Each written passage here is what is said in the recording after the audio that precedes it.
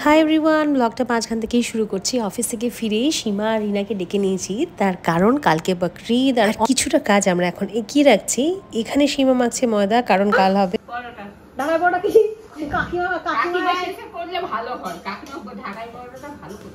কাকিমা ছাদের মাথায় হেলিকপ্টার নিয়ে আসবে, এসে ল্যান্ড করে ঢাকায় পরোটা করে চলে যাবে। হ্যাঁ সেই তো। আচ্ছা এইদিকে কি হচ্ছে দেখি। এইদিকে কালকের মেনুতে কি হবে কিছুটা তো তোমরা আন্দাজ পেলেই। ঢাকাই পরোটা, আলুর দম, বিরিয়ানি তো হয়েছে না। এই যে বেরেস্তা হয়েছে কিছুটা, এই পেঁয়াজটা পুড়েছে একটু, আর এখানে আলু সেদ্ধটা হচ্ছে, এটা ভাজা হবে। এটা বন্ধ করে দাও। এখন প্রায় বাজে 10:40 ঘড়ির কাঁটা অনুযায়ী। বকরিদের আগের দিনের রাত, বাইরে বিভৎস বৃষ্টি হচ্ছে, আর আমাকে রেডি করতে হবে চিকেনটা ম্যারিনেট করতে দেওয়ার জন্য। সেটাই তোমাদেরকে দেখাই, দেখো কতটা চিকেন আছে, কীভাবে ম্যারিনেট করছি। যেহেতু বিরিয়ানি রান্না হবে, চিকেন বিরিয়ানি, আর মাংস টাংস আসার পরে কাবাব যাবে, তো এই হচ্ছে চিকেনটা আমি এখন ম্যারিনেট করব। মোস্টলি লেগ পিসেস নিয়েছি, এখানে দেখো কটা লেগ। এখন তো আমরা মোটামুটি সবাই আশা করি বিরিয়ানি করতে জানি, তাও আমি যেরকমভাবে করি সেই প্রসেসটা তোমাদেরকে বলছি যতটুকু পারছি করতে করতে। আমি আগের দিন রাতে চিকেনটা ম্যারিনেট করে রাখছি।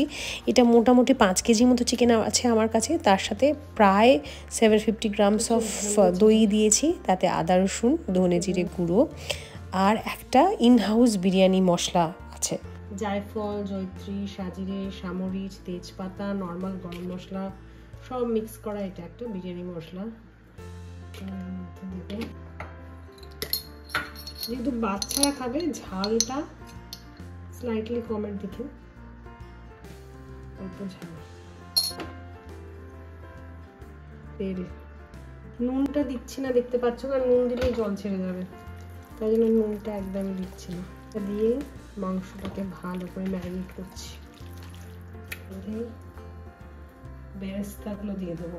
এই বেরেস্তাটা দিলে না এত সুন্দর গন্ধ হয়।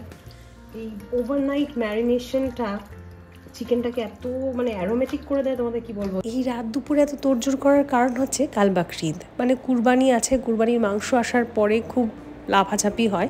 আসলে আমি বা তোমার দাদা কেউই কুরবানি দেখতে পারি না। কুরবানিটা হয় শ্বশুরবাড়ির ওদিকে, মাংস আসার পরে আর সময় থাকে না। তাই প্ল্যান হচ্ছে মাংস আসার আগেই রান্নাটা কমপ্লিট করে নেওয়ার। চলো, এদিকে আমার ম্যারিনেটটাও পুরোপুরি রেডি হয়ে গেছে। ওপর থেকে একটু সর্ষের তেল দিচ্ছি।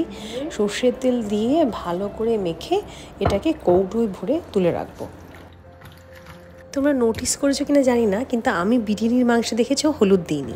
অ্যাকচুয়ালি এই বিরিয়ানিটা শেখা আমার মার কাছ থেকে। মা আবার শিখেছিল কোনো একটা সিরাজ বা আমিনিয়ার শেফকে আনা হয়েছিল মামার বাড়ির কোনো একটা অনুষ্ঠানে, তার সাথে দাঁড়িয়ে মা বিরিয়ানি রান্নাটা শিখেছিল, এবং সেখান থেকেই আমার শেখা। তো এরমভাবেই করছি।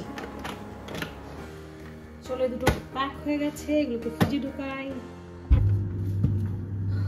ওভারনাইট ম্যারিনেশনটা যদিও আমার বুদ্ধি, আমি দেখেছি ওভারনাইট ম্যারিনেট করে রাখলে মাংসটা খুব তাড়াতাড়ি সেদ্ধ হয়ে যায়। এখানে আলুটা ভেজে রাখা আছে, দেখো আদা রসুনটাও কালকে যেটুকু লাগবে করা আছে।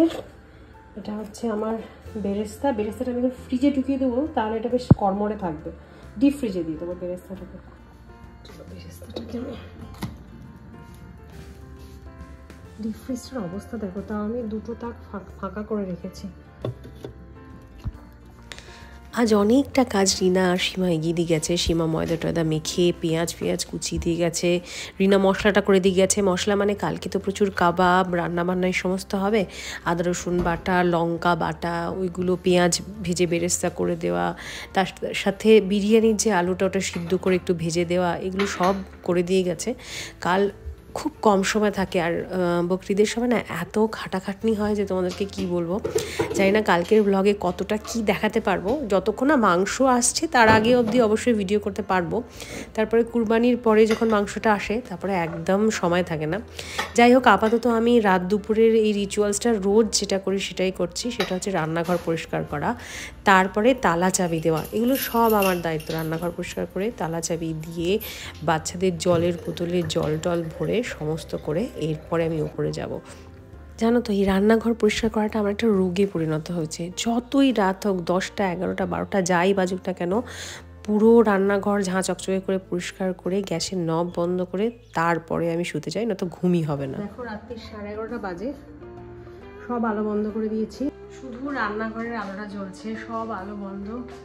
আমি পুরোপুরি ঘেমে চান, এবার সত্যি করে চান করে তারপরে ঘুমাতে যাব। এই গরমেতে না চান করলে গা পুরো জ্বালা করে, সারা রাত ঘুমাতে পারবো না। তাই চলো এই ব্লগটা আমি এখানেই শেষ করছি। ঈদের দিন তোমাদের খুব ভালো কাটুক। ঈদের ব্লগ আশা করি নিয়ে আসতে পারবো, সেই দিন না হলেও পরের দিন তোমাদেরকে দেখাবো। এখন একদম এক্সস্টেড, পুরো ঘেমে চান হয়ে গেছি, একটু সময় পাইনি বসার অফিস থেকে আসার পর থেকে। চলো তাহলে দেখা হচ্ছে ঈদের দিনের ব্লগে।